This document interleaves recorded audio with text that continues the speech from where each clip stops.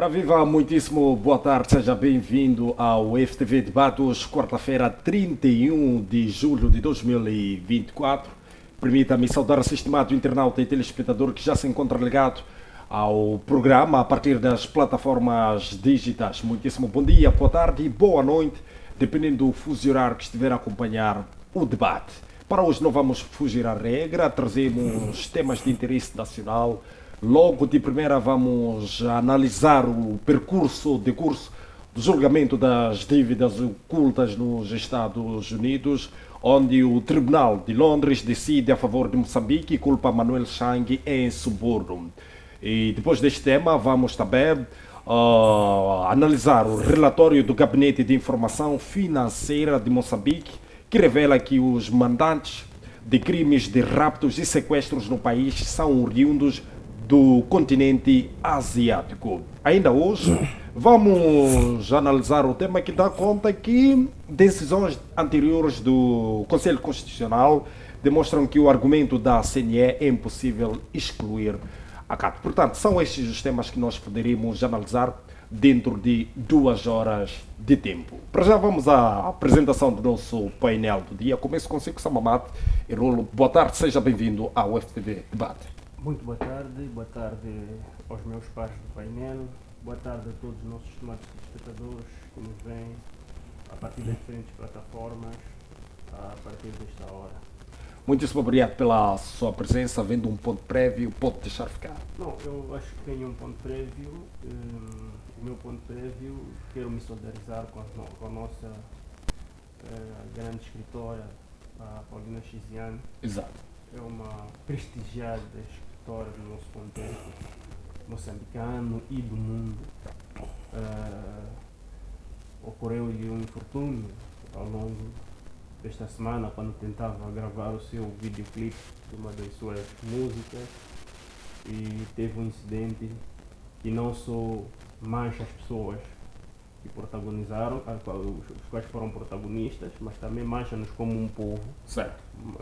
Parece estar a recrudescer a intolerância social, porque já discutíamos da questão da intolerância política, porque os políticos não se toleram, mas socialmente também estamos a desenvolver a intolerância, e isto é mau para a nossa vida em comunidade.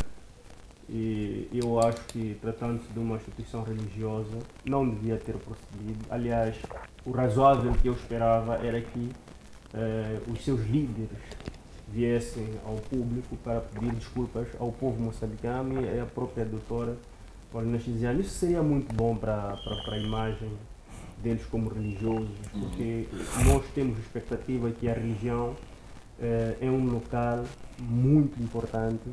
É um local onde os seres humanos buscam esperança, solidariedade, conforto, e não pode ser um lugar onde as pessoas encontram situações como estas, que é de violência. Então eu penso que primeiro quero me solidarizar a ela, também solidarizar-me com os escritores moçambicanos, com os artistas diferentes que sentem-se tocados por esta situação, e fazer um pedido à nossa sociedade que, apesar do momento difícil que o nosso país está a viver, temos que procurar ser cada vez mais exemplares. A tolerância é algo que tem que ser cultivado dentro da nossa sociedade, porque a intolerância pode apressar a nossa destruição total. Muitíssimo obrigado, Samamat Erolo, pela apresentação do seu ponto prévio. Munungo, boa tarde, seja bem-vindo ao FTV Debate. Boa tarde a si, Miguel, e também aos colegas do painel, e a saudação se estende igualmente para quem nos acompanha a partir de casa.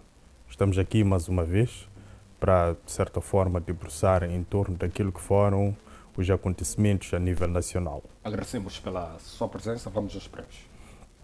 Bem, o meu ponto prévio é uma espécie de apelação à população em geral, mas principalmente à população feminina.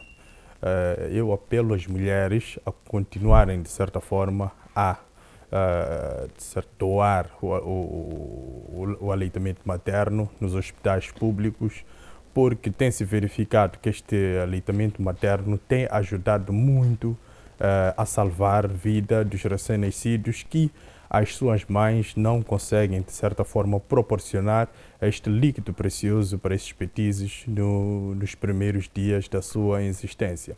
Então, eu apelo a esta classe para que não desista e faça isso com todo o prazer, porque estão a salvar vidas. E eu percebo que haja um bom número de pessoas que olhem para isto como sendo algo que não é compreensível, que uma mãe não consiga, de certa forma, proporcionar a este líquido precioso ao seu filho ou à sua filha. Exato. Mas é preciso compreender que essas pequenas coisas, que são pequenas para a nossa compreensão, mas elas são grandes porque existem e são um mal maior e agudizam a nossa sociedade dia após dia, devem se levar em muita consideração, porque no final do dia nós começamos a ver os resultados que são essas crianças, esses bebés ou recém-nascidos, que são, de certa forma, salvos pelo este líquido precioso doado por essas mães. Então, é preciso que se aproxime aos hospitais, doa o que puder. Cada um de nós é igual à doação de sangue. Aquilo que nós pudermos, podemos doar e, no final do dia, salva-se vidas. Não haverá uma vida em específico que nós teremos conhecimento de que foi a vida do fulano ou da Beltrana que eu salvei, mas no final do dia nós salvamos vidas com esses gestos que parecem ser gestos pequenos, mas elas são grandes porque estão imbuídos de uma ideia maior na sua alocação. Exato. Muitíssimo obrigado pela apresentação dos pontos todos. Professor Pagaia, boa tarde, seja bem-vindo. Boa tarde para si, Gustavo de Miguel. Boa tarde, colegas do painel. Boa tarde, telespectadores. Vamos, desde já, podermos ver a conjuntura doméstica moçambicana naquilo que são os acontecimentos que têm estado a apoquentar a cada um de nós. Exato. Obrigado, professor. Vamos aos prévios. Sim, o meu ponto prévio tem a ver com a província de Cabo Delgado, que, como todos sabemos, está sendo fustigada pelos terroristas.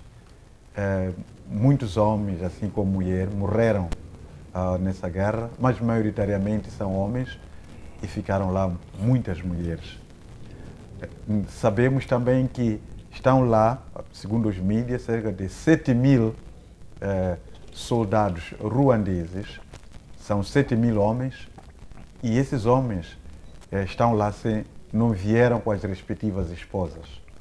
E, por conseguinte, estão-se a envolver com as mulheres moçambicanas em Cabo Delgado. O que está a acontecer é que Cabo Delgado, neste momento, está sendo repovoado pelos ruandeses. Se nós tivermos em conta que são 7.000 homens e cada homem poder, por ano, ou mesmo cada momento, ter um filho, daqui a 10, 20 anos, nós teremos muitos ruandeses na província de Cabo Delgado. A esses filhos que estão a ser gerados neste momento pelos ruandeses na província de Cabo Delgado, serão moçambicanos ou ruandeses? Nós temos que repensar no futuro de Cabo Delgado. Ruanda, paulatinamente, está a poder ficar com a província de Cabo Delgado. Então, o país precisa de perceber que, neste momento, a província de Cabo Delgado está sendo repovoada pelos ruandeses. E dificilmente nós vamos conseguir destrinçar moçambicanos e ruandeses na província de Cabo Delgado. E essa situação de poder, se nós formos buscar ruandeses, é uma tentativa de querer reforçar a defesa, reforçar a segurança, mas, no entanto, o país, sobretudo o Ministério do Interior, tem quadros séniores que está, neste momento, a reformá-los. Estamos a falar de quadros que têm uma capacidade invejável em termos de inteligência de segurança. Okay. Mas estão a reformar esses homens. E como isso não bastasse, esses homens estão sendo reformados sem que sejam dados os seus devidos direitos, que é o subsídio de reintegração. Hoje, esses quadros estão a formar uma associação para poder reivindicar os seus direitos junto do governo.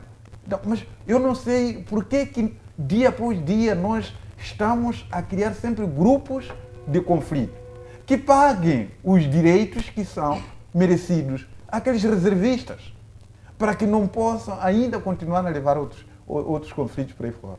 E outra questão também eu gostaria aqui, tendo em conta que o país está a passar momentos difíceis em termos de recursos para garantir salas de aulas, garantir medicamentos nos hospitais.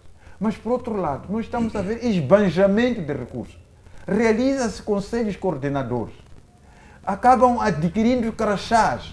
Se vocês forem analisar o custo do crachá e a fita de todos os membros que fazem parte do conselho coordenador, podemos comprar certo número de chapas de zinco e construir um alpendre para as crianças poderem, no mínimo, estar na sombra.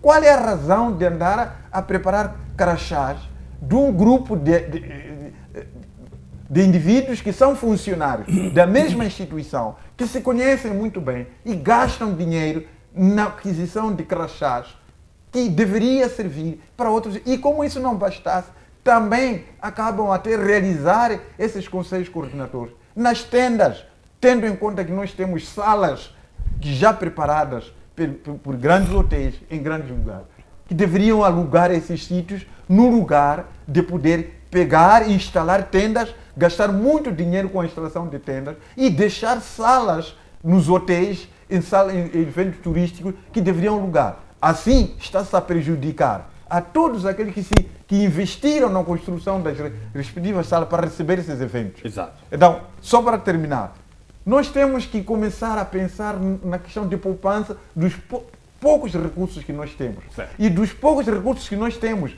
devem servir efetivamente para questões pontuais que nós precisamos. Então, é nesse contexto que eu exorto aos ministérios: parem de andar a fazer crachás. Vocês se conhecem muito bem. E os banquetes que vocês realizam em cada conselho coordenador, em cada reunião, custa tanto dinheiro e vocês se sentem felizes vendo as vossas crianças sentadas debaixo da árvore, a passarem de frio, de calor. Não fica bem. Certo. Obrigado, professor. Albino Manguiano, boa tarde, seja bem-vindo. Boa tarde para si, para os meus colegas do painel, aos internautas e telespectadores que nos assistem nessa hora. Estamos aqui com disposição para, junto dos meus colegas, contribuirmos para a nossa nação. Exato. Vamos ao prévio. Como ponto prévio, o julgamento que esteve a decorrer na Zambésia, concretamente em Quilimane, que teve sentença recentemente, como o caso de crimes ligados ao processo eleitoral do ano passado, das eleições autárquicas, onde a oposição conseguiu reunir provas e participar queixas-crimes contra determinados indivíduos que prefiguram terem cometido alguns crimes eleitorais, dentre os quais já negaram assinar as atas, porque geralmente eles beneficiavam a oposição. Alguns falsificaram atas e editais, alguns fugiram, abandonando as assembleias de mesa de voto, na tentativa ou na senda de não assinarem as atas. E foram, no total, de 39 levados e julgados à vara do tribunal. Dentro desses 39, 32 foram absolvidos por insuficiência de prova e 7 foram condenados a 3 meses de prisão e multas equivalentes a 5 salários mínimos por aí em diante. E por que eu trago este ponto? É para estamos bem próximo ao período eleitoral, que isso fique ou sirva de reflexão de que o crime eleitoral não compensa. Então, é o que estamos a ver agora. Estamos a ver indivíduos que já têm uma passagem criminal. Já são cadastrados como pessoas que foram presos e foram condenados por prática de um determinado tipo legal de crime. E isso mancha o seu currículo, mancha a sua carreira, mancha a sua integridade e mancha a sua aceitação ao nível de progressão ou de colocação numa eventual carreira profissional. Então, isso porque os antecedentes podem, em algum momento, os outros entenderem que eticamente não são pessoas adequadas a exercer a profissão. E isso veio comprovar isso, que o crime não está a compensar. Exato. E isso deve servir de alerta para este processo eleitoral que se avizinha para dia 9 de outubro, que quando forem a cometer os crimes não será responsabilizado o partido, porque será responsabilizado a pessoa que for encontrado a praticar o crime. É esse que será responsabilizado. E o partido estará a continuar a funcionar normalmente, porque muitas das vezes é por causa de ordens ilegais, é por causa de lambibotismo, é por causa de escovismo que as pessoas vão praticando esse tipo de crime. Mas outro aspecto, não menos importante, demonstra que até certo ponto a justiça está a funcionar, sob o ponto de vista de responsabilização. E também podemos entender a preocupação do presidente da República em devolver a lei, porque ela a lei eleitoral, porque ela preconizava que os tribunais, ao nível dos distritos, eles julgassem esse tipo de caso. Eles sabem que controlam sim o Conselho Constitucional e controlam outras instâncias, mas eles não têm controle dos tribunais distritais, porque muitos deles são jovens e que não estão com muitas amarras do processo político histórico, em que eles estão a ver o mundo, vivindos do mundo em que nós estamos, e têm a ansiedade em ver um Estado de direito e democrático de facto entende que as instituições de justiça devem funcionar. Então, está a vir esse caso a confirmar, sim, que há essa preocupação, e está a vir a confirmar também que o crime não compensa. Certo. Muitíssimo obrigado, ilustres, pelos pontos prévios. Quero convidar a estimado internauta e telespectador a deixar o seu comentário na nossa página do Facebook, FTV Live, e também do YouTube com o mesmo nome. Para já vamos ao debate. Moçambique vai receber uma indemnização de 1,9 mil milhões de dólares e mais juros, um montante referente às perdas que o Estado sofreu devido às garantias soberanas emitidas pelo antigo ministro moçambicano das Finanças, Manuel Shank, a favor das empresas Proíndicos, Ematu e Mame.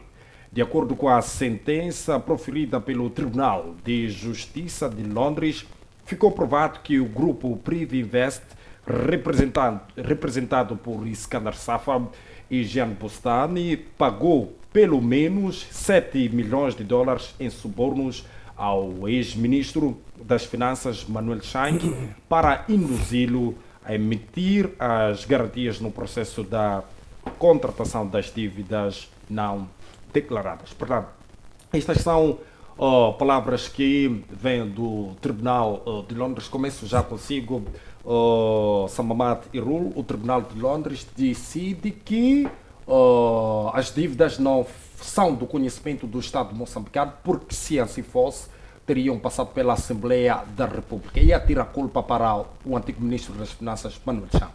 Qual é o seu pensamento? Muito obrigado. Eu penso que a decisão do Tribunal de Londres foi uma decisão que avaliou todas as variáveis que estavam envolvidas neste conflito. Não só olhou para a questão das vontades dos principais intervenientes, porque podia-se olhar simplesmente a posição dos dois intervenientes, estamos a falar daqueles que representavam superiormente o nosso governo, o nosso Estado, e incluindo com o grupo Privinvest. Mas eu penso que o juiz ele foi muito mais profundo, olhou para todas as variáveis, incluindo os efeitos que esta dívida causou ao povo moçambicano, que são, neste caso, irreparáveis. Esta dívida trouxe-nos uma desgraça profunda dentro da nossa sociedade, que os 2,3 mil milhões que o Tribunal de Londres decidiu que Moçambique seja indemnizado não vão pagar o sofrimento que todos nós moçambicanos passamos nos últimos 10 anos. Nos últimos 10 anos, jovens moçambicanos perderam a sua juventude, a oportunidade de brilhar na sua idade da juventude e simplesmente viram uma fase que é muito boa na vida de qualquer ser humano a passar em branco. Vimos crianças que estão a crescer com mais referências do país, porque cresceram num ambiente de muito sofrimento e de muita exiguidade. Vimos adultos que perderam aquilo que tinham conquistado, já tinham alcançado etapas muito boas da sua vida, em que conquistaram bens e estavam numa fase até de estabilidade financeira, mas este problema que nos metemos de 2016 até hoje, as pessoas perderam esta capacidade de manter a estabilidade das suas vidas, empobreceram-se. E hoje temos uma sociedade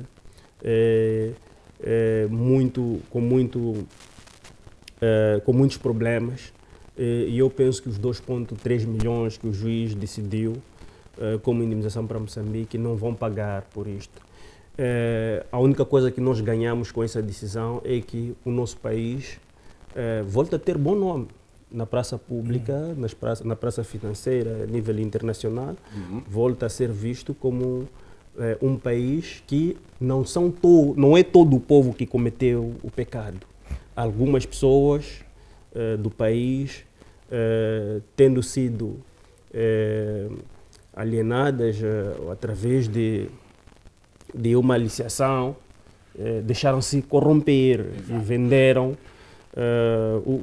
o país. Aliás, um deles é o Manuel Chang, que assumiu estar nesta posição e devolveu fez questão de devolver o dinheiro, pelo menos teve a humildade de devolver o dinheiro ao Estado moçambicano, e este foi um motivo bastante para que o juiz entendesse que realmente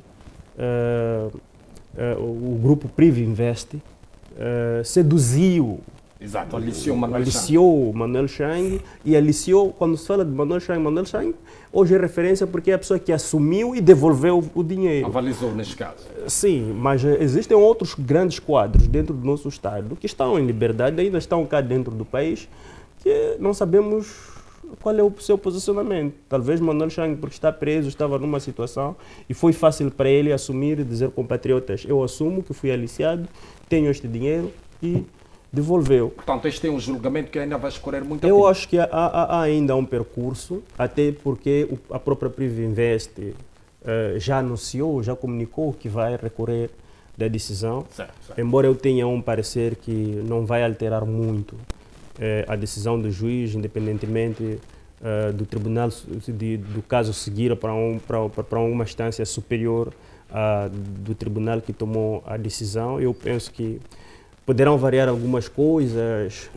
mas eu penso que aquilo que tem sido característica dos tribunais, no modelo inglês, dificilmente poderemos ter algo diferente ao avaliar o tempo que levou e a forma como o juiz chega a esta conclusão. Levou muito tempo, houve um trabalho muito profundo que foi feito no sentido de realmente apurar-se se o grupo Privinvest tinha a sua contraparte, assim como se os nossos representantes, neste caso os governantes da altura que se fez, contraiu a dívida, se tinham também alguma culpa. E veio claramente o ministro Manuel Chang a facilitar e a flexibilizar as coisas, a assumir que sim, senhor, recebemos este dinheiro e ficamos aliciados com o dinheiro e nós agimos à margem daquilo que eram as nossas competências, à margem daquilo que era a nossa, aquilo que se recomenda em termos éticos para um governante. Exato, obrigado. Professor Panga, faço-lhe também a mesma questão.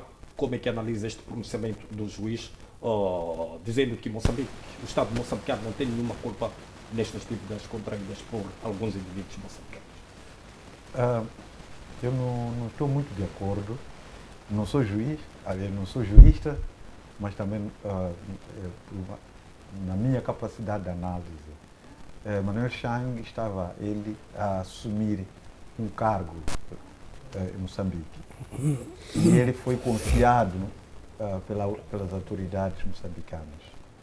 Se não houve ninguém que conseguiu aprimorar o desempenho, a postura dele, significa que o próprio governo deveria assumir essa responsabilidade. Não é possível colocar um indivíduo desta natureza a segurar o Ministério das Finanças sem que tivesse conseguido analisar a postura dessa pessoa.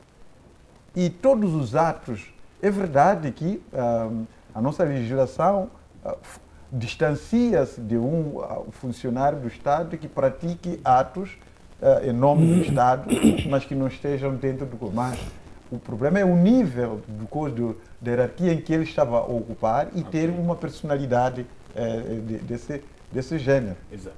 Eu acredito que o governo moçambicano ele deveria, de alguma forma, por uma questão ética, moral, deveria de ajudar o Chang na situação em que ele se encontra. E outra coisa é aquilo que o colega do painel falava, de aceitar ser o para-choque, de aceitar ser bucha de canhão, não é? Cumprir ordens e que depois, no fim, todos eles ficarão de fora e você que tem que enfrentar o caso. Vimos num passado recente a Helena Taipe, não é? Que ela chegou de poder vomitar sobre o porquê de onde que foi colocar os valores que ela andou a tirar no INSS. E a mando de quem? Por que isso acontecia? Então, esse é mais um exemplo, como o colega do painel dizia aqui, que cada um, onde ele estiver, deve pensar que hoje vai praticando atos e alguns deles que não estão legislados, amanhã serás tu a responder por isso. Por isso tem que ter um exemplo claro nesse sentido. É muita pena, de fato, o que está a acontecer. Eu não acredito muito que a Preinvest vai conseguir reembolsar aquele valor, pagar a Moçambique. Duvido muito que isso vá acontecer. Vamos ainda nesses processos todos e por conseguinte, para mim, esse caso deve ser colocado em coisa. O governo moçambicano não deveria continuar a gastar dinheiro com esse processo. É um processo perdido, um valor perdido, mas uma vez que temos já o nosso cidadão nos Estados Unidos a ser julgado, vamos acompanhar o processo até o fim. Exato. Mas há toda a indicação de que não é... Manuel Chang está lá, mas não é ele sozinho que está por detrás disso, mas ele hoje tem que assumir essas situações todas. Certo. Lungo. Bem, eu acho que aqui devemos olhar isso na vertente específica da coisa, porque este Tribunal de Londres e também o processo de Manuel Chang nos Estados Unidos da América, eles exatamente tratam de crimes específicos que envolvem a sua jurisdição, ou seja, a jurisdição inglesa e também a norte-americana. Então, eles estão a julgar tendo em conta aquilo que foi o desfalque ou a violação de uma determinada lei dentro do seu próprio território. A nós cá o que interessa é exatamente o esclarecimento da dívida não declarada ou da dívida oculta. Então, olhando especificamente para os resultados que vêm de Londres, eu acho que Moçambique, neste processo, conseguiu resultados satisfatórios. Agora, o resultado satisfatório a nível de tudo aquilo que foram os valores gastos neste processo, podemos, se calhar, a longo prazo, ter uma certa avaliação concisa, tendo em conta este suposto desembolso que a Privivest terá que fazer parte de Moçambique, caso ela recorra a este processo e não tenha resultados satisfatórios. Agora, este é o nível financeiro, ou seja, das finanças, olhando para os 80 milhões de dólares que a Procuradoria-Geral da República aqui de Moçambique gastou para, de certa forma, ter um esclarecimento a este processo. Agora, na vertente judicial a nível nacional, eu acho que é um ganho, e tanto Moçambique consegue aqui uma vitória muito importante. Agora, o que falha é a percepção de quão isto é importante para Moçambique como Estado, tanto a nível internacional como a nível interno. Por quê? Porque ainda não temos na sociedade pessoas com capacidade de conseguir perceber a representatividade deste tipo de resultados num processo desta natureza. Então, a compreensão ela fica ofuscada e fica aquém por causa desta ausência de compreensão por parte das pessoas, por parte principalmente da classe acadêmica e da classe dos mídias, que deviam, para mim, este é o meu ponto de vista, difundir a informação como ela é, não numa vertente sensacionalista, porque estamos aqui a tratar de um assunto que é de interesse nacional. Este assunto ela não é uma questão relativamente posta em causa, pode-se dizer que não é de interesse nacional. Este é um assunto que é de interesse nacional, então devia se trazer a público de uma forma com que esclarecesse os contornos todos deste processo. Exato. Então, este é um ganho judicial. A nível político, que não foge muito deste ganho judicial, há um ganho político, mas porque há uma percepção de desgaste da política nacional, então ela não é tida como um ganho político, ela é olhada apenas na sua vertente final. Qual é a vertente final? É o desembolso deste valor, ou seja, da indemnização que a Privivest terá que fazer. Então há aqui vozes que levantam-se na ideia de que não há capacidade ou será um sonho este que a Privivest terá que fazer e nós não teremos de facto este valor nas nossas contas. Mas eu acho que antes de olhar para a questão da indemnização, nós tínhamos que olhar para o resultado que temos na mesa, que é a favor de Moçambique. Então, o que significa que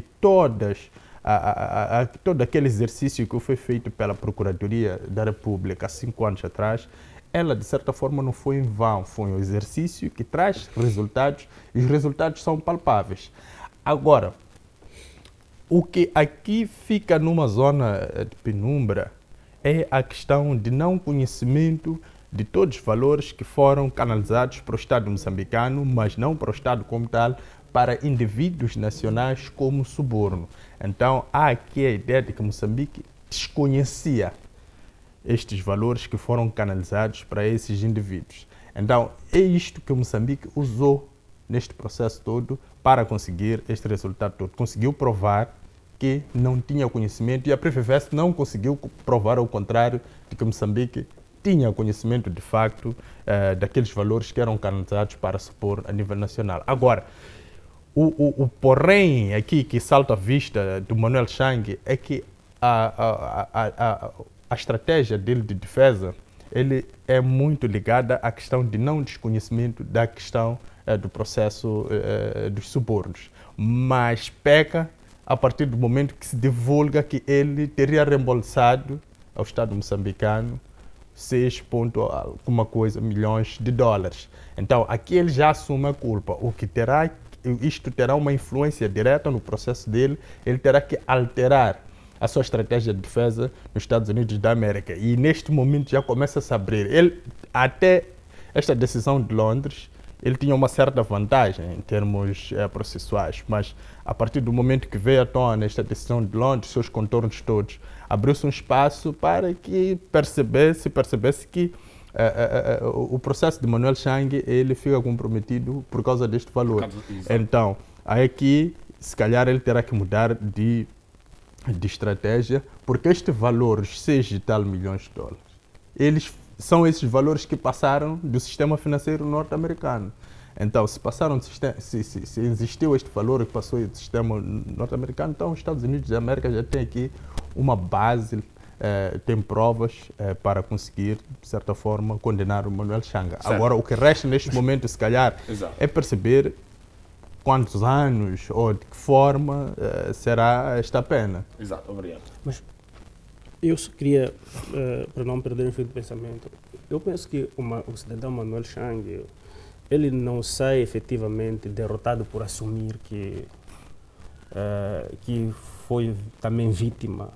Porque é preciso entender, porque ele pode ter se posicionado também como uma vítima. Ninguém lhe é dado 7 milhões de dólares assim, do nada, e a pessoa continuar igual.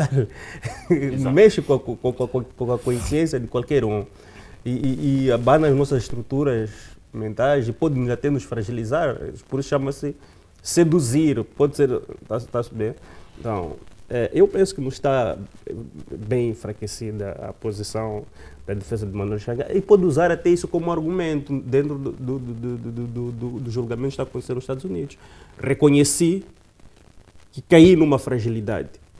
Por isso, uma das primeiras decisões que tomei foi devolver o dinheiro ao meu país e, a partir daí, pegar um fio condutor que convença o tribunal americano, primeiro do seu arrependimento, e sabemos que os Estados Unidos têm a questão da eleição premiada, que permite que, você querendo abrir o jogo, ter uma pena mais reduzida. Eu penso que ele ainda encontra-se com vitalidade de poder safar, e mesmo agora, se consegue reduzir o tempo.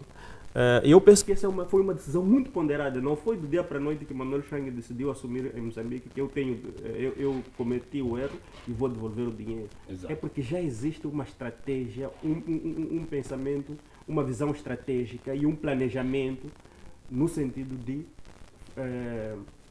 a sua defesa ser capaz de lhe safar deste todo imbróglio em que ele se meteu. Eu sinto que há uma estratégia por detrás dessa devolução do valor. Certo, Albino. Bom, essa é uma questão interessante, o quanto que problemática. Interessante porque essa decisão de Londres tira Moçambique daquela posição do nome Machado. Então, entre aspas, recuperamos o nosso nome. O prestígio. O prestígio, porque exato, fica claro que não é por causa de responsabilidade nossa como Estado que nós contraímos aquela dívida, mas sim determinados indivíduos vestidos do poder do Estado tomaram de forma deliberada contraírem aquelas dívidas. Então, existem indivíduos que eles é que contrariam, usando da posição que eles tinham como de pessoas que estavam a conduzir, a tomarem decisões dentro do Estado. Certo. Mas não foi uma decisão tomada por todos nós, enquanto o Estado moçambicano. Então, nós, como Estado moçambicano, somos pessoas retas, pessoas honestas, pessoas comprometidas e responsáveis. Então, recuperamos com essa decisão, sim, em parte, o nosso bom nome. Por isso que torna-se a parte interessante desse julgamento. Exato. Mas, do ponto de vista político, não nos isenta de sermos classificados como Estado corrupto. Na medida em que os nossos agentes do Estado praticam a corrupção. Quando nos olham lá fora, ainda vão continuar a nos classificar como Estado corrupto. Por que é o Estado corrupto? Por causa da qualidade de profissionais que estão no Estado. Esses que praticam os atos criminosos. É assim como seremos classificados nos rankings. Exato. Seremos vistos como consequência deste e de tantos outros escândalos classificados como um Estado corrupto. Então, sob o ponto de vista político, continuamos Machado sendo classificado como um Estado corrupto. Agora, outra coisa interessante nisso é que o Tribunal de Londres não veio trazer dado novo daquilo que nós já vínhamos advogando. Primeiro, sabemos que essa dívida aqui é ilegal, porque não passou pela Assembleia da República. E não obstante ser ilegal por não ter passado pela Assembleia da República, o Conselho Constitucional tirou um acordo em que anulava que o Estado não deve pagar. Mas o Estado moçambicano continua a pagar a dívida. Então, não se percebe qual é a lógica que orienta. Não é porque temos que manter o bom nome. Não, nós conhecemos as pessoas responsáveis.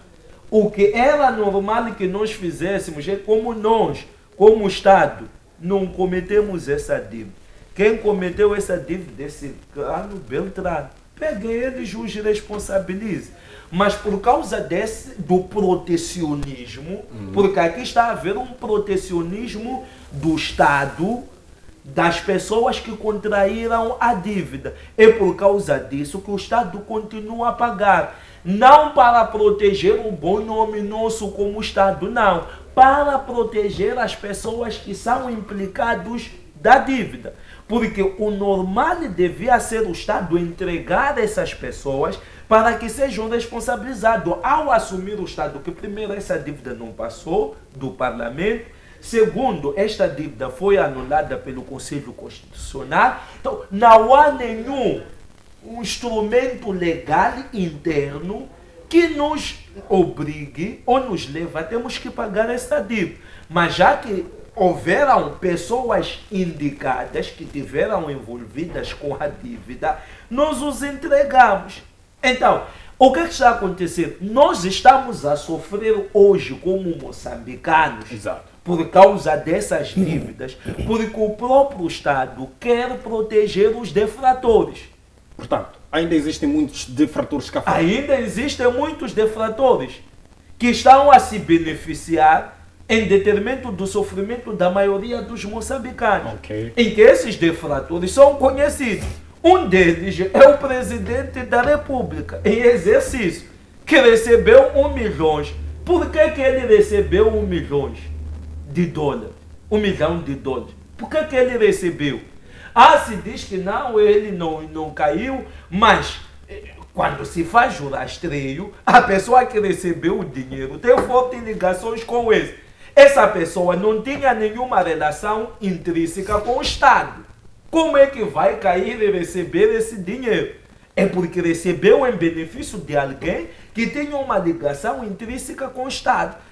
É fácil concluir e chegar a essas conclusões. E o próprio Partido Frelimo foi implicado por Jean Bustan quando ele foi à sua vez, que recebeu, são 1 milhão de dólares também. Por que o partido não é chamado para ser responsabilizado? O partido tem dirigentes. 10 milhões. São 10 milhões de dólares. Esse partido tem dirigentes. Por que não se fala nada desses? E foi para onde esse dinheiro? Na conta do partido. Então, por que não é chamado, não são chamados os dirigentes do partido? E se nós fôssemos no Estado sério, até Estado sério, a Frelimo já devia estar a ser caçado. Já não deveria existir. Portanto, não devia estar a concorrer. No seu pensamento, Albino, os que foram julgados aqui em Moçambique não estão na linha da frente destas dívidas? Não, nós não julgamos as dívidas ocultas, nós julgamos subornos. O dinheiro das dívidas foi para onde? O que aconteceu de facto com as dívidas ocultas? Todos que estavam na BO foram julgados porque receberam suborno no processo da contratação das dívidas. Nós ainda não tivemos o julgamento da dívida propriamente dita. Só tivemos o julgamento de subornos. Para onde foi esse dinheiro? O que aconteceu com esse dinheiro? Então, e mais uma outra coisa, que foi uma propaganda e uma narrativa criada. Uau, que bonito julgamento das dívidas ocultas. Caso do julgamento das dívidas ocultas. E todos nós fomos sendo embrulhados. Mas ali, no fundo, não foi julgado dívida oculta. Exato. Obrigado, Albino. Sim, é o seguinte, eu acho que o colega de painel acabou de esclarecer uma coisa que estava, de certa maneira, dúvida. Temos que perceber que as pessoas presas neste momento não foram elas que fizeram dívida. A dívida foi contratada pelo Estado. Elas, efetivamente, estão presas por causa dos subornos que receberam para poder viabilizar tal dívida. Processo, exato. Então, o governo moçambicano tem essa dívida, sim, uma dívida que foi feita de uma forma ilegal, por não ter passado pela Assembleia da República. Mas funcionários sêniores do governo, eles viabilizaram esse processo de dívida, inclusive parte desses valores entraram no Banco de Moçambique. Okay. Então, significa efetivamente que o país tem essa dívida e aqueles funcionários que receberam suborno no âmbito disso são esses que estão a ser julgados neste momento. É que muitas das vezes nós temos estado a perceber o seguinte: por que o governo ele não é fiscalizado? É que aqueles que estão fora do executivo muitas vezes chegam num determinado ministério, pedem algum valor a um ministro qualquer. O ministro cede aquele valor. Mas do valor que ele cede, o que ele tira, provavelmente é o triplo e quadruplo daquele. E aí, esse não tem como poder ir fiscalizar a coisa. Veja só que Manuel Chang está a falar de 7 milhões, enquanto do outro lado ele recebeu 1 milhão. Quer dizer, tirou 1 milhão para este lado, mas ele ficou com 7. É exatamente esse cenário que está a desgraçar este país. E que não há ninguém que pode fiscalizar o outro, tendo em conta que esse que deveria fiscalizar o executivo, dia após dia vai no executivo pedir algum valor para seu interesse ou para interesses obscuros e ele tira, mas depois acaba carregando do outro lado essa questão. E assim sendo, o país fica numa situação em que nos encontramos hoje, onde os hospitais não têm comida para os doentes, não têm lençóis nas camas para os doentes, os professores reivindicam salários, os juízes, dentre vários estratos sociais que estão, de certa maneira, difíceis. Não porque, efetivamente, nós não temos poucos recursos para poder garantir o mínimo daquilo que nós deveríamos ter, mas precisamente por causa dessas situações. Esta situação em que nós nos encontramos. Só em poucos segundos, só para terminar. Agora, uma coisa temos que concordar de que a devolução do valor de Manuel Chang em algum momento pode lhe beneficiar, porque gera aquela ideia de arrependimento, reconhecimento de que não, fui enganado, é uma boa narrativa e isso pesa no processo do julgamento. É um atenuante para o próprio julgamento. Estrategicamente, nesse sentido, ele mandou bem. Há que se reconhecer. Eu acredito que isso não devolveu porque mas Moçambique está triste porque Moçambique está a sofrer. Devolveu porque quer aliviar um pouco a sua pele. Só por isso. No contrário disso, tu te manha a ver a miela e calar. Obrigado, Ilustre. Sim, eu aqui estou a olhar para essa devolução de valor por parte do Manuel Chang. Eu estou muito cético quanto a essa devolução, porque é preciso compreender em que contexto ou em que condições o Manuel Chang devolve este valor. Porque o Manuel Chang pode ter devolvido já o processo a decorrer.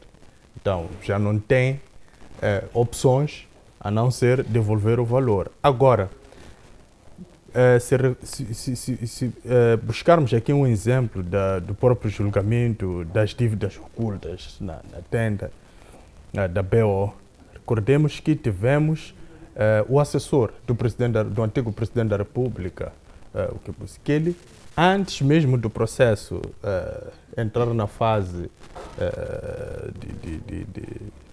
preparatória, Ok. ele já havia feito devolução de uma parte dos bens que inclusive adquiriu com este valor. E isto, de certa forma, trouxe um determinado benefício para ele no processo. Eles têm liberdade, possivelmente pagou uma multa ou outra, custos judiciais, mas está em liberdade. Agora, eu acho que o momento vai contar muito, as condições em que ele desembolsa este valor vai contar muito. Mas para o processo nos Estados Unidos da América, eu acho que o desembolso ele pode não contar muito, porque o que eles querem é se aquele valor. Por que o cidadão Manuel Chang usou o sistema financeiro norte-americano para branqueamento de capital? Este é o crime que mais importa para ele esclarecer a nível nacional dos Estados Unidos da América a população. Agora, a questão de arrependimento de Manuel Chang, eu acho que lá, em sede própria, não será posta em causa. Alguma coisa a acrescentar neste tema? Não, eu continuo com a minha posição, que o fato de Manuel Chang ter devolvido o valor ao país, há uma visão estratégica por detrás disto e que definitivamente poderá ajudar a estratégia de defesa que o grupo que o defende decidiu adotar. E acreditando, olhando para aquilo que é o sistema norte-americano, é preciso olhar que nos Estados Unidos quem vai decidir sobre a libertação de Manuel Chang é o júri. É um conjunto de pessoas que vão se mobilizar, que esses pequenos gestos, tratando-se de um conjunto de pessoas, esses pequenos gestos podem tocar a eles. E verem que não, este indivíduo é um indivíduo, os gestos. Estavam a falar o colega Albino estava aqui a falar da questão da atenuante. É um grande atenuante. O discurso que Manuel Chang for a fazer em tribunal pode ser bastante mobilizador e este elemento pode ser um dos elementos mais confirmador daquilo que é o seu nível de arrependimento, que é o restabelecimento da sua consciência que a atitude que ele tomou foi uma atitude errada. Exato. E que definitivamente, se o tempo voltasse, ele faria diferente. E por via disso, ele ser merecedor de uma segunda chance. Certo. Desculpa, eu não tenho ainda, não tenho a fonte que demonstra a tal devolução. E era preciso ver efetivamente se o Manuel Chang devolveu esse valor e onde que estava esse valor. Está a duvidar? Não, eu duvido, sim, duvido muito, porque pode... quer dizer, a política nós conhecemos, que brincadeiras que a política nos fornece no seu dia a dia, o malabarismo que as políticas elas fazem para o benefício deste, mas daquele. Onde estavam os 7 milhões? Em casa do Manuel Chang? Em que banco? E como é que como que se aceitou os 7 milhões entrar num banco assim, não sei, fora do país ou dentro do país? Como que ele fez isso aí? Quer dizer, há muitas perguntas que podem ser feitas nesse âmbito da devolução dos 7 milhões de coisas. Se é que o Estado moçambicano aceitou de fato dizer de que efetivamente recebeu 7 milhões de Manuel Chang, alguma coisa tem que se questionar aí.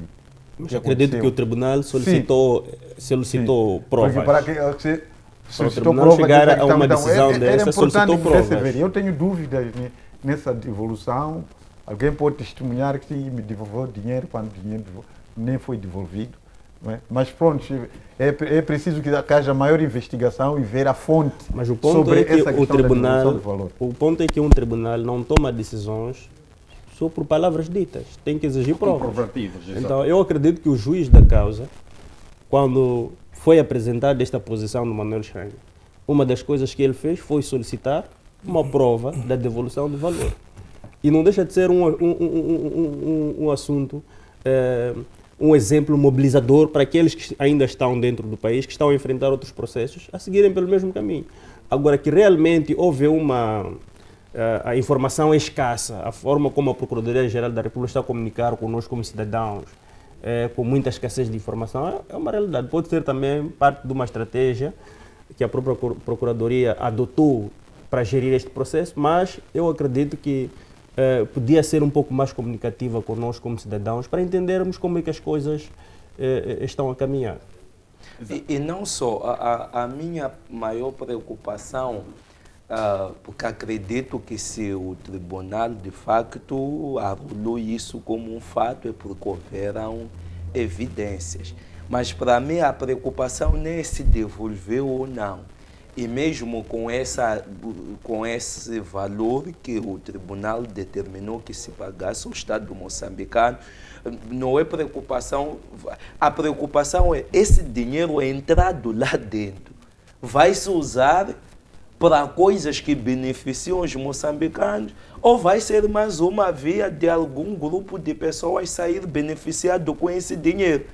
Vai ser dinheiro que se recupera como consequência de um crime e volta a se distribuir na prática de um outro crime. Essa é a minha principal preocupação. Até que ponto esse dinheiro, ao voltar, não será vítima de outros atos ou de outras práticas de corrupção? Porque no nosso Estado parece que a corrupção seria uma prática, ser algo, exatamente, é normal, está normalizado.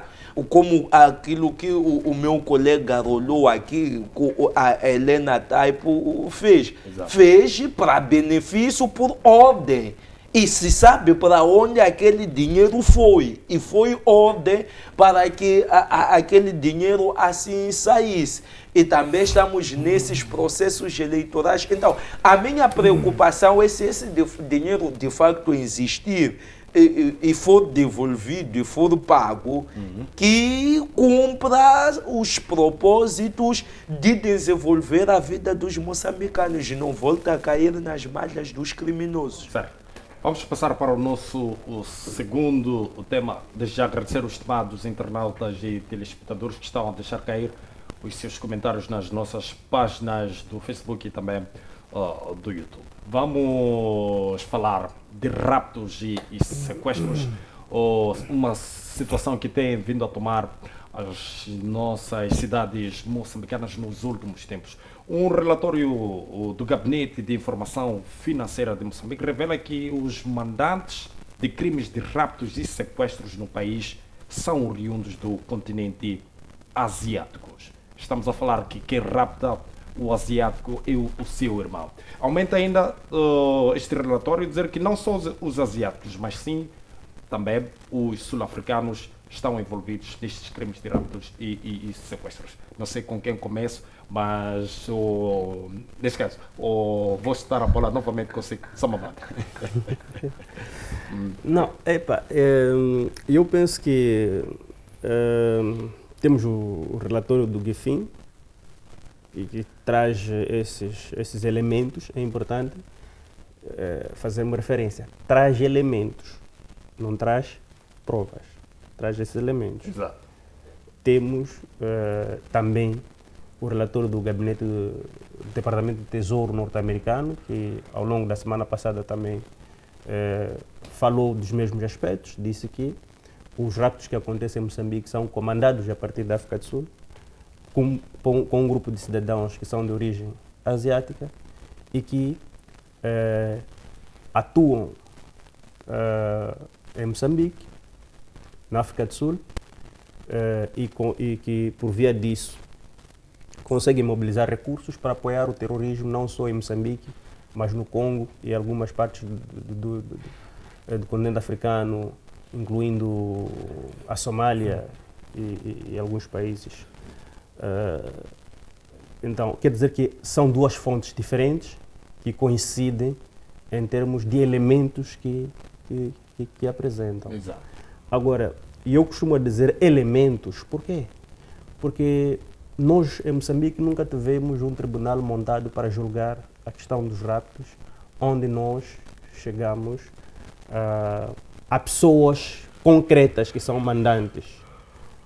Até hoje não temos. Então, eu não sei se esse relatório é fruto de um trabalho feito de forma profunda ou é um relatório baseado em inferências como estas, que há relatórios internacionais que dizem isso para nós mostrarmos que estamos a trabalhar, então fazemos um passo de cópia e trazemos aí só para sustentar a ideia de se estar a fazer alguma coisa. Porque o rapto, tal como o próprio terrorismo de Cabo Delgado, é uma luta contra o Estado, é um ataque contra o Estado moçambicano, porque os raptos tiraram-nos deste país, comparativamente até aos efeitos da própria dívida oculta, que nos tirou principais parceiros estratégicos que financiavam o nosso Orçamento Geral do Estado, tirou-nos capacidade financeira de poder investir nos programas de desenvolvimento deste país. O rapto também tirou-nos das cidades do país grandes empresários, não só aqueles que saíram, mas também há muitos empresários que não vieram para o país e que não vêm ao país investir, temendo essa situação de raptos. E, consequência, jovens desempregados, adultos desempregados, prostituição é alta dentro da nossa sociedade. Estamos todos letárgicos, uma sociedade em contínua degradação por falta de esperança. Então, nós estamos numa sociedade que perdemos a esperança. Então, o rapto é um elemento altamente nocivo e destruidor da nossa sociedade. Exato. E eu penso que é um assunto que o Estado devia assegurar como prioridade no seu combate. E até agora o que nós assistimos são discursos pouco concretos com relação a uma visão estratégica concreta, uma planificação concreta para o combater o próprio rapto. Por isso, até nos dias que se fala mais de rapto, de repente aparecem 2, 3 raptos, 4 ao mesmo tempo, como se estivesse a desafiar a capacidade do Estado. Então, quero dizer que se nós estivéssemos dentro de um Estado onde existe uma visão estratégica, claramente haveria sempre uma capacidade de dissuadir esse tipo de ações. E pelo menos haveria aqui uma capacidade de esclarecimento. Não é possível que, desde 2009 a 2024, estamos a falar de aproximadamente 15 anos, não tenhamos evidências claras de quem são esses mandantes dos raptos e não consigamos fazer acordos com países, porque nós somos um Estado, estatuímos um governo, aceitamos ter um governo na frente para liderar o Estado, e todos nós como cidadãos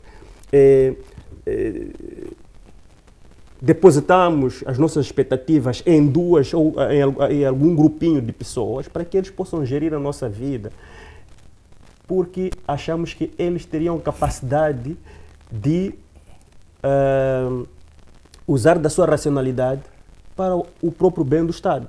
Então, o governo que em 15 anos não consegue ter alianças estratégicas a nível regional da SADC, a nível continental, para poder fazer o controle de rapto e não tem um plano concreto que convença-nos como sociedade de como é que nós vamos parar os raptos, isso é um desastre total. Obrigado. Eu penso que o relatório do GIFIN é um bom relatório, mas peca por simplesmente serem elementos demonstrados e não existem provas profundas que nos convençam como sociedade que há um trabalho também profundo que está a ser feito no sentido de combater e controlar a questão dos raptos. Certo, Mulundo.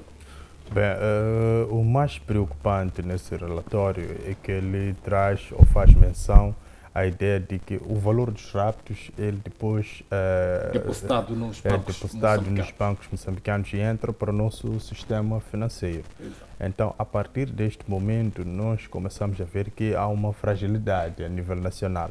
Não é só a nível da própria segurança, da integridade física do indivíduo, mas também a nível da própria segurança financeira. Ou seja, então, em todos os lados, nós estamos abertos a, de certa forma, conceber essas anomalias todas que agudizam o nosso Estado. E se nós estamos nesta vulnerabilidade toda, então abrimos um espaço ao mesmo tempo para que o sistema internacional, ou seja, para os vários atores a nível internacional, duvidem de Moçambique como Estado. Porque Moçambique como Estado não consegue travar o rapto, mas também ao mesmo tempo o valor que é canalizado para pagamento desses raptos também esse dinheiro não há mecanismos para fazer ou para impedir com que este dinheiro não entre no nosso sistema financeiro. Certo. Então, nós estamos a correr certos riscos de perder uma credibilidade internacional a nível financeiro, do sistema financeiro, e podemos ser excluídos do sistema financeiro internacional. Estamos na lista cinzenta. Exatamente, porque nós somos um meio de branqueamento de capital ou de lavagem de dinheiro e, de certa forma, estamos ligados a esse sistema financeiro internacional e podemos facultar essas saídas para alguns pagamentos, seja de armamento, seja de patrocínio de alguns grupos que, de certa forma, estão na lista de grupos terroristas a nível internacional. Exato. Então, é preciso, como Estado, nos organizar. Uma coisa nós temos que fazer. Ou travamos os raptos, ou travamos o branqueamento de capital. Uma coisa, ela precisa de uma solução imediata. O mais difícil é travar o rapto. Mas o sistema financeiro, ele bem organizado, bem estruturado, Pode ser controlado. Pode ser controlado. Se for ver todas as decisões que o Banco de Moçambique tem tomado nos últimos tempos, é verdade que chocam com aquilo que é a realidade financeira do nosso sistema financeiro, mas visam concretamente esse tipo de anomalias. Já estão a rolar centenas de empresas, sociedades unipessoais, que foram fechadas e os seus titulares foram chamados ao tribunal porque, de certa forma, foram detectadas essas empresas como sendo meios de lavagem de dinheiro. Então, isto foi um processo da própria Procuradoria da República, mas juntamente com o Banco de Moçambique. Ou seja, há um trabalho que está sendo feito, mas este trabalho, por si só, ele ainda não é, de facto, suficiente para o esclarecimento e estancar essa anomalia. Exato. Agora, vamos lá para os próprios raptos.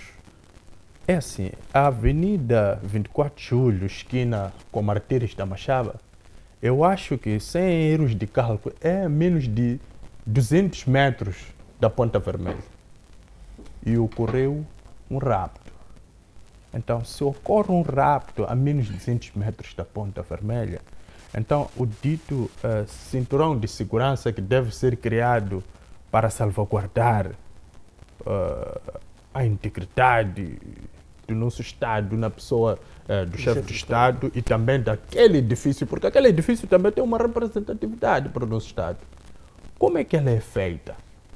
Se indivíduos já fortemente armados conseguiram criar uma escaramuça naquela zona, a menos de 200 metros, e um polícia heróico tentou, de certa forma, corresponder,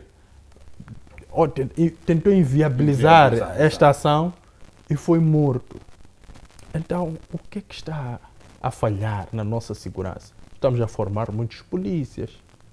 Ou então estamos a formar polícias, não estamos a formar pessoas comprometidas com a segurança. Então, é preciso, se calhar, começarmos desta base. Mas este polícia ou este cidadão que chega para ser formado, para ser polícia, ele já vem de uma deficiência de formação na escola.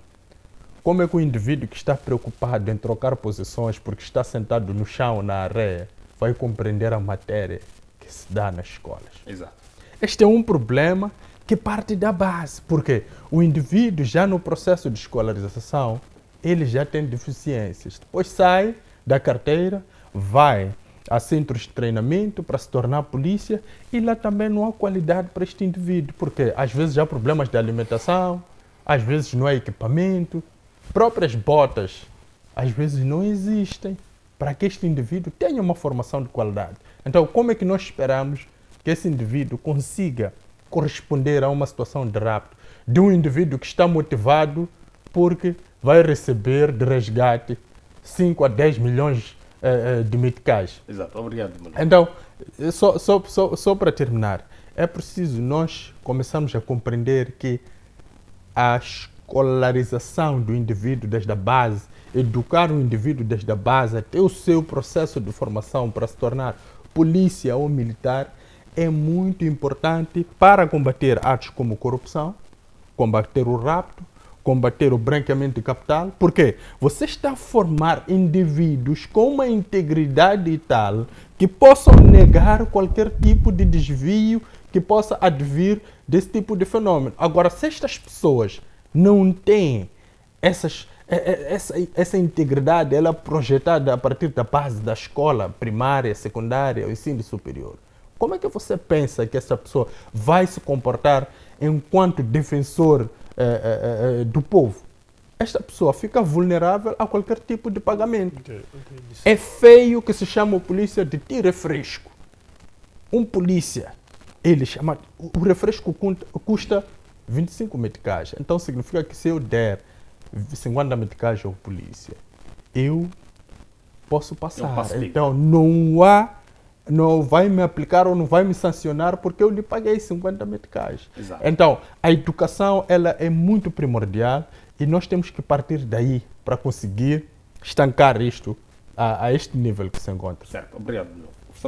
Sim, é assim, eu acho que no dia em que no nosso país houver a vontade política de poder eliminar os raptos, vai se eliminar. Eu confio na inteligência militar existente neste país. Nós tivemos o Serviço Nacional de Segurança, antigo SINASP, que dificilmente poderia ocorrer alguma normalidade, alguma inormalidade pudesse ocorrer sem que ela possa imediatamente ser detectada. Tivemos, por exemplo, na CERMIC, o famoso Fragoso, que foi um dos quadros bastante notório ao nível do Ministério do Interior, dentre vários outros quadros. Ou tivemos aqueles que fizeram parte da Casa Militar, na proteção da presidência, que pura simplesmente essa inteligência militar foi detonada, foi colocada à margem e que hoje existe. O país tem essa capacidade. Mas, no entanto, pura simplesmente colocou-se à margem. Eu não vejo por que o país, neste momento, ainda pensa poder ir pedir a Argélia, pedir sei lá onde, para poder pôr a inteligência militar aqui. Nós temos a inteligência no nosso país. Exato. Mas, no entanto, pura simplesmente não quer pôr a essa máquina a poder trabalhar. A falta de vontade. Claro, esses membros da PRM que hoje foram colocados à reserva, que estão aí a querer formar uma associação para reivindicar os direitos que nos são dados. Muitos deles têm essa matéria. São indivíduos que foram formados em diferentes países, na altura KGB, na Rússia, dentre vários outros lugares. Outros já até nasciam no coisa, tiveram essa formação. Alguns foram formados em Cuba, mas todos esses indivíduos estão colocados à margem. São indivíduos que têm experiência acumulada. E FMI, por saber disso, está neste momento a levar como uma chantagem para emprestar o dinheiro ao país, mandando o governo a reformar compulsivamente a toda essa gente, para ficar pessoal medíocre, não é? E é isso que alguns, porque têm objetivos imediatos, não estão a ver aquilo que é a soberania nacional. Estão a aceitar essas medidas de FMI, colocando o país nu, efetivamente, naquilo que concerne a defesa deste país. Não havia motivo, este país não tinha que pedir Ruanda para poder vir defender este país. Mas já quem entendeu, efetivamente, destruir um exército de elite que o país tinha, que foi o presidente Joaquim Alberto Chissano. Destruiu o exército, pura simplesmente, coadjuvado com a igreja anglicana. Qualquer um pode saber disso. O Dom Dinis Singulani veio aí, foi notabilizado, até ganhou o prêmio Nobel, não sei de quê, por andar aí a mentir de que tínhamos que transformar as armas em enxadas, que a guerra acabou. E foi feito isso. Hoje em dia, a mesma igreja anglicana está aí com o seu demônio, o Carlos Mazzini, a poder criar novamente outras situações no país. Viu nessa decisão que ele andava a tomar aí, diz que ele deixou, segundo o Salmão Moyane, os membros ali falaram todos, não é? E diz que ele manteve-se calado, pura simplesmente. E depois vestido de batina da igreja anglicana. Como é que a igreja anglicana está a permitir que o Matsinha, ele fica a exercer questões políticas vestido da igreja, a manchar a igreja? Eu não sei o que está a acontecer. E só para dizer que, afinal de contas, o país tem membros que podem muito bem fazer face a essa questão de rapto. Mas, no entanto, pura simplesmente, esse pessoal está neste momento estagnado, descontente. E é esse mesmo pessoal que, em algum momento, ele só está a assistir. Acreditem, se um dia houver vontade política, vai se chamar. Os reservistas são para isso. É verdade que eles podem não estar no ativo em algum momento, mas quando o país está ameaçado, esses reservistas são chamados para poder dar a sua mão, contribuir com esses jovens que estão sendo formados hoje, por forma a que possamos estancar. Como é que se pode aceitar isso? Que os valores circulem ainda no nosso sistema financeiro e que ninguém possa perceber essa situação. Olha, aqueles que viram isso na altura de Samora Machel, quando fosse a um discurso, quando fosse a uma reunião, ele desmascarava a todos naquilo que estava a acontecer no país. Parecia que o Samora Machel fosse um homem invisível que estava em todos os pontos deste país. Porque ele trazia a radiografia daquilo que estava acontecendo no país. E desmantelava situações. Não havia internet na altura, não havia telemóveis, não havia esses meios de comunicação de coisas. Mas o país conseguia ressachar indivíduos criminosos desta natureza. E hoje, com tantos instrumentos de tecnologia, nós não conseguimos fazer isso. Certo, obrigado. Albino. Eu ainda reitero num aspecto que trouxe assim que é no debate anterior sobre essa questão dos raptos, que no dia que haver vontade política,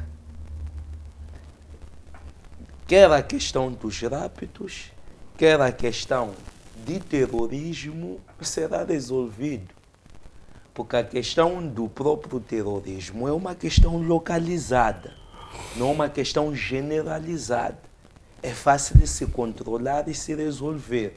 A questão dos raptos não é uma questão que eu acho que os nossos serviços de inteligência, conforme dizia o meu colega, e juntamente com a CISI, são tão, a CERNIC, são tão incompetentes ao ponto de não resolver. Não. Se não há resposta, é porque não há vontade política. Isso por quê? Porque foi montado em Moçambique um sistema para o crime e a corrupção fluírem. Por quê? Porque existem pessoas que se beneficiam desse crime. Exato. Que não estão lá na Ásia e nem estão na África do Sul. Estão aqui, dentro do nosso solo pátrio. Existem pessoas que estão a ser beneficiadas. Então, esse é um aspecto. O outro aspecto, eu acho que, conforme disseram também os meus colegas, vou vir de 15 anos, você não deve me trazer elementos. Você deve me trazer coisas concretas. Então, quer dizer, conseguiu detectar que são asiáticos, mas não está conseguindo detectar quem são. Conseguiu detectar que são sul-africanos, mas não está conseguindo detectar. Quer dizer, o nome é invisível, mas a nacionalidade é que é visível. Mas o nome desses indivíduos ali ficou invisível, só ficou visível a nacionalidade. Então, eu acho que é uma brincadeira com os moçambicanos que já estão agastados, estão a sofrer com essa situação. Trazer elementos e não trazer provas que possam consubstanciar esses elementos e que possam indicar de facto quem são esses indivíduos. Nessa altura, não acho que é coerente. Dois, outro aspecto, conseguimos comprovar que são é usado esse dinheiro para financiar o terrorismo. Também não estamos a conseguir identificar quais são os verdadeiros rostos por detrás do terrorismo. Mais grave, temos certeza de que esse dinheiro circula no nosso sistema financeiro. Mas não estamos a conseguir identificar. Quer dizer, sabemos que há pessoas que estão a depositar esse dinheiro aqui no nosso sistema financeiro, mas não estamos a conseguir dizer que é Albino, é José, é Mavimbe. Não estamos a conseguir. Isso é brincadeira. Eu aqui, se eu for depositar, pior é que na minha conta nem há somas avultadas de dinheiro. Só de eu ir meter 50 mil meticais, vão me chamar para eu justificar no banco. E para eu ir abrir conta, são empecilhos, protocolo, que eu chego a questionar, mas essa gente quer mesmo para eu abrir conta neste banco aqui? Mas tem gente que está a fazer girar somas de dinheiro e nós estamos a nos perceber, mas não conseguimos descobrir quem é. Estão a, como dizem, né, os brasileiros estão a sacar a nossa onda. Estão a rir conosco, estão a gozar conosco. Exato. Mas isso por quê? Eles sabem, conhecem. A protecionismo. A protecionismo. Só não querem dizer quem é. Porque aquilo que eu disse, que há de descobrir que esses indivíduos estão ligados ao poder, estão ligados às forças de defesa e segurança, estão lá, não são gente pequena, são pessoas grandes que estão ligados, que estão a ser protegidos. Então, não é possível você trazer essas evidências. Quer dizer, você ter capacidade de decifrar, detectar essas anomalias, essa exigência, e não conseguir identificar os reais defratores, os reais culpados. Então, isso é para brincarem conosco e não é ético que façam isso, porque nós já somos um povo sofrido. Não venham nos interter com essas informações. Nós, nessa altura, queremos evidências, provas concretas. Nos digam quem são os nomes dessas pessoas. Exato. Desculpe, penso que foi no ano passado, o chefe do Estado apareceu publicamente a dizer que tinha informações bastantes que a maior parte dos empresários ligados à área de combustíveis e bombas de combustíveis estavam a financiar o rapto. E ficamos todos convencidos, aliás, o próprio chefe do Estado disse, tem informações claras, não estou a dizer porque não estou a tentar inventar nada, é algo que eu tenho certeza, quer dizer, o chefe do Estado com certeza disse que as empresas grande parte dos empresários estavam ligados a bombas de combustíveis, sobretudo na zona centro do país, na Beira, em Sofala, estavam ligados a financiamento do terrorismo.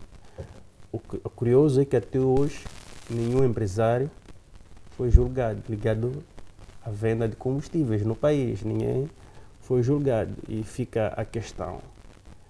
Se havia tanta certeza, e o Presidente da República é o consumidor número 1 da informação estratégica deste país, quer dizer que não diz nada que não tenha certeza. Exato. Então, havendo tanta certeza, por que até hoje não nos mostram um ou dois empresários que financiam o terrorismo?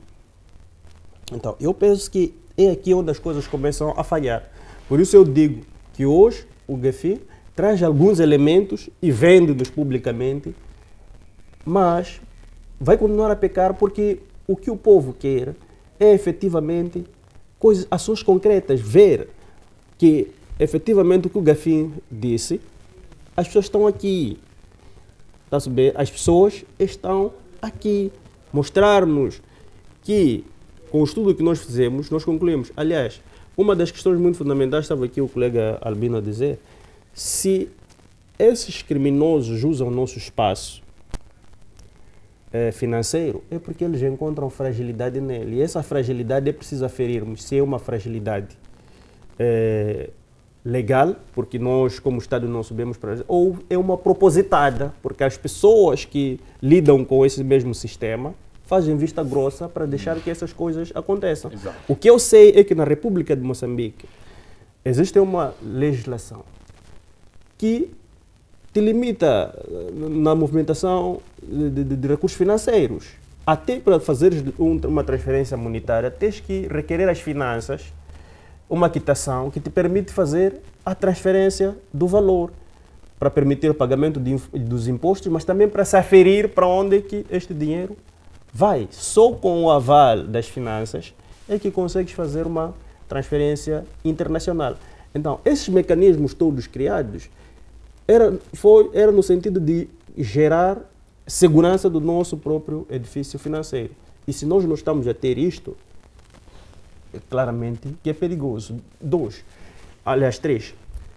A grande parte dos mais de 150 empresários raptados estão no nosso território. Alguns mantêm-se aqui. Aliás, alguns foram raptados e foram soltos e continuaram dentro do país. Só depois tomaram a decisão de sair. Qual é o trabalho que se faz concretamente com essas pessoas para se perceber um Estado? Será que depois da pessoa ser solta é deixada assim?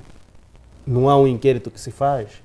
Não há um trabalho que se faz com a pessoa para tentar encontrar-se pistas? São 15 anos, não é pouco. É uma criança nascida e já na adolescência, e daqui a pouco essa criança já atinge a idade de casamento, atinge a maioridade, né? Atinge os 18, depois os 21 de maioridade. Quer dizer, estamos a sensivelmente 6 anos dessa criança atingir a maioridade. Quer dizer, podemos atingir a maioridade desta pessoa sem Moçambique ter uma pista sequer sobre esclarecimentos dos casos que envolvem os raptos. E isto é grave, porque isso é que vai nos empobrecer mais. Por mais que nós, por exemplo, agora, com estas tentativas de esclarecimento das dívidas ocultas, consigamos, de uma forma efetiva, voltar aos mercados financeiros, que é o nosso principal ganho, que é regressar aos mercados financeiros internacionais para mobilizar recursos, eles continuarão a ter dificuldades de nos dar dinheiro. Porque eu vou dar dinheiro a um país que financeiramente não é viável. Porque lá neste país ninguém quer investir. Lá neste país o poder de compra é muito pacato, é muito precário, é muito baixo. Então eu vou, como banco ou como instituição financeira internacional, investir para uma economia que só consome e não vai produzir, porque não existem mecanismos criados para que essa economia seja produtiva, porque ninguém quer ir lá, ninguém tem dinheiro, quer ir lá investir. Porque este investimento que vem por via de instituições financeiras, ele precisa ser auxiliado com investimentos de outros parceiros, empresários de forma individual que têm confiança com o sistema e vão lá investir. E nenhum país como o nosso, nenhum país do mundo que tem fragilidades no ponto de vista empresarial ou para a implementação de negócios, prospera. E o nosso caso, neste momento, aqui em Moçambique, nós estamos numa fase em que temos medo de ser ricos. Temos medo de ter dinheiro, porque sabe que se tiveres dinheiro vão te bater a porta ou a primeira esquina vai ser capturado. E hoje está-se a sequestrar asiáticos. Mas tem que perceber que esses asiáticos ou indivíduos de origem asiática, que muitas das vezes são moçambicanos, porque já estão cá há muitos anos, ou são descendentes, são afrodescendentes, estão cá já há muito tempo. Esses indivíduos já estão a sair do país. Depois vamos ficar entre nós. Estes indivíduos que já são usados, porque muitos destes são usados para fazer rapto, são cidadãos moçambicanos. Alguns fazem parte até do nosso sistema, do nosso complexo de segurança. Poderão ser esses mesmos, já tendo provado que ganhar dinheiro por via de raptos é uma vida fácil, e vão virar contra nós mesmos. Agora vamos começar a nos caçar entre nós, aqui internamente. Certo. Obrigado, Samuel.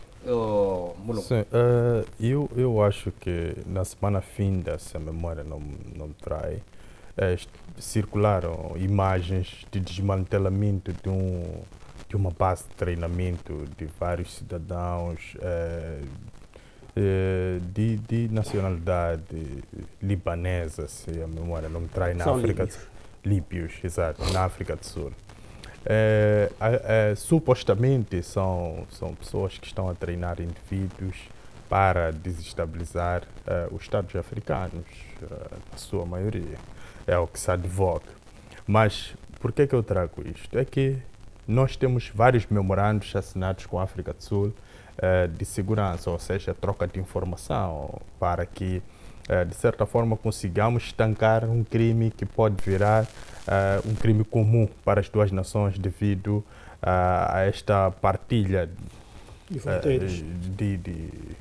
de coisas de fronteiras. Mas o que se percebe é que há esta vontade de facto política. Quando se assina esses memorandos, é uma demonstração de que há uma vontade política para poder trazer resultados resultados positivos a essas anomalias todas. Exato. Mas os fatos, eles desmentem a esta vontade política a partir do momento em que nós somos conotados como corredor de drogas, que entra na África do Sul e cria na África do Sul uma situação de instabilidade social. Nós abrimos espaço nas nossas fronteiras para que produtos roubados na África do Sul, maioritariamente viaturas de luxo, entrem no nosso país e não há controle. Então, se nós não conseguimos satisfazer esses pontos do memorando com a África do Sul, que é a fiscalização, devolução desses produtos, caso sejam apreendidos, como é que a África do Sul vai partilhar informação estratégica para nos ajudar a colmatar anomalias como raptos? Então, nós estamos a agir politicamente correto, mas os fatos, ou seja, a nossa ação, a nossa operacionalização do setor de segurança, ela já desmente aquilo, abre um espaço para que os outros nos olhem como indivíduos que não são sérios. E essa nossa falta de seriedade é porque as pessoas que estão lá, desde as alfândegas, autoridades tributárias, os bancos, a polícia, têm pessoas que estão com fome. Então, essas pessoas, quando este indivíduo vem com um carro topo de gama, chega ali e tira uns 50 mil randes, 100 mil randes, ele passa à vontade. Mas, a partir do momento que nós conseguíssemos transmitir à África do Sul a ideia da nossa seriedade, a ideia de empenho, a ideia de demonstração de vontade, até nos atos, em colmatar esse tipo de anomalias que agudizam a própria África do Sul. A África do Sul está muito preocupada com a entrada de drogas, com a saída de produtos, maioritariamente as viaturas de luxo. Nós estaríamos a transmitir a ideia à África do Sul de que nós estamos abertos. Então a África do Sul pode partilhar a informação que vai nos ajudar. É só ver na informação trazida aqui pela GFIM. Tem lá indivíduos sul-africanos. Então esses indivíduos olharam para Moçambique como sendo um palco fértil onde eles podem perpetrar este tipo de ação, porque Moçambique não está do sério. Exato. Mulungu, obrigado. Já estamos mesmo acima da hora. Samamato, últimas considerações em 1 minuto apenas. Estamos mesmo para encerrar o programa. Primeiro, agradecer pelo convite. E eu sempre tenho estado a usar dos espaços públicos que me dão como estes para apelar à consciência de todos nós como cidadãos que, apesar de todas as dificuldades que nós vivemos como sociedade, é preciso que efetivamente saibamos que é preciso evitar regredir e partirmos de onde estamos e progredirmos é sempre melhor. Exato. E isto faz-se tomando decisões conscientes e positivas da nossa convivência, no âmbito da nossa convivência. Porque é preciso evitarmos... Começamos hoje com um tema interessante, onde o ministro Manuel Chan aparece a reconhecer que foi, de alguma forma, aliciado a aceitar e tomar um determinado comportamento adverso ao próprio Estado. Então, situações como estas, nós como cidadãos moçambicanos temos que estar atentos, porque podem ser aliciamentos do ponto de vista material, financeiro, mas também podem ser outras formas de aliciamento que podem nos levar a casos como, por exemplo, de Cabo Delgado, em que jovens foram aliciados por meios financeiros e materiais a começarem com atos que culminaram macabros, culminaram com a morte de muitos cidadãos moçambicanos, quer dizer, a atentarem contra o próprio Estado. Então é preciso que nós jovens, hoje, diante de todo o imbróglio que nós vivemos, diante de todas as situações negativas que nós estejamos a viver dentro da nossa sociedade, tenhamos consciência que não devemos, em momento algum, aceitar tomar um comportamento que vai nos fazer regredir. Exato. Bem, eu queria entrar nesta onda de exemplos de integridade, de exemplos de pessoas comprometidas com o Estado. É assim, depois das últimas autarquias, que nós tivemos manifestações, os resultados em si, por mais que sejam reais, foram descredibilizados pelo processo todo ele que acompanhou-os. Então, a figura do Matzinho como alto responsável da CNE, do Conselho Nacional de Eleições, ela ficou manchada por causa deste processo todo. Então, como é que se leva este indivíduo para ser observador de um processo de eleição na Venezuela, sendo que ele não conseguiu transmitir uma boa imagem a nível nacional? Não, pode ter ido aprender. Então, aqui nós começamos a ver os sinais de que nós não estamos comprometidos com a causa nacional. Temos vários indivíduos que podiam ter sido convidados para ser observadores desse tipo de processo. Pessoas íntegras. E olha só, o Matzinho, além de falta de caráter e integridade, ele é uma pessoa muito corajosa. Depois aparece no fim da contação. O processo correu bem. Um processo que tem manifestações nas ruas. Qual é essa base que te dá a segurança de transmitir a ideia de que tudo correu bem? E o que é que você, primeiro, como cidadão pertencente a um Estado democrático, está a transmitir? E dois, como um dirigente ou ex-dirigente de uma congregação religiosa, o que é que você transmite? Então, é preciso que nós comecemos a olhar que os dirigentes que nós temos, eles todos são, desculpa a expressão, são bandidos. Não há seriedade política. Nós estamos cercados. O povo moçambicano está cercado. Aqui não há um sítio para correr. Este Estado, até o juiz quer justiça neste país. O juiz quer justiça. A população ainda não percebeu que o médico não está a exigir condições para o médico. É para o paciente. Está a pedir comprimido para o paciente e a população ainda não percebeu.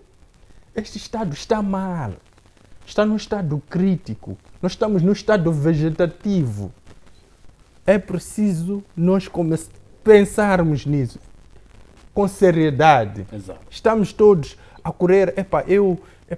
Gostaria de ter um Way para trabalhar na Total, um Way para trabalhar na Eni, um Way para trabalhar na Mosal, para ter bom salário, para depois se acantonar e comer bem com a tua família. Não, temos que ter Ways para trazer uma integridade ao nosso Estado. Que o nosso Estado seja respeitado. Quando se pega o mapa de África, diga, Moçambique, aqui há pessoas sérias, mas o caminho que nós estamos a levar não nos leva a isso. Quando olham para Moçambique e dizem, aqui, vai lá, não precisa ter passaporte. Vai, entra com um dinheirinho, vai subornando desde o guarda-fronteira lá até chegar na cidade. E quando chega na cidade, vai abrir um parque, vai vender viaturas. Exato, certo. Obrigado, Melo. Albino. Bom, achei interessante o posicionamento do colega. Só queria acrescentar que o problema é que o caso de Venezuela não há seriedade. Selecionaram observadores que não são sérios, que era para legitimar os resultados. Há indicações de que observadores credíveis não foram aceitos. Alguns foram expulsos. Há essas denúncias. E queriam um grupo massinho, então, que era para legitimar a terceira como é pá.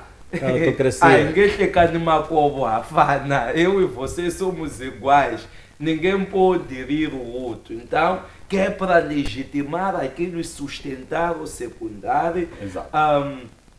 Mas que eu acho também que o problema não é só do Martinho. O problema é institucional. E esse problema institucional só vai passar no dia que nós despartidarizamos essas instituições, que também é um processo longo. Agora, desejar aos moçambicanos que entremos no período de reflexão, estão a se aproximar as eleições, temos que ser cautelosos na qualidade, porque eu sempre digo, mudanças são feitas por pessoas, não existirão máquinas, robôs ou sistemas que vão provocar mudanças.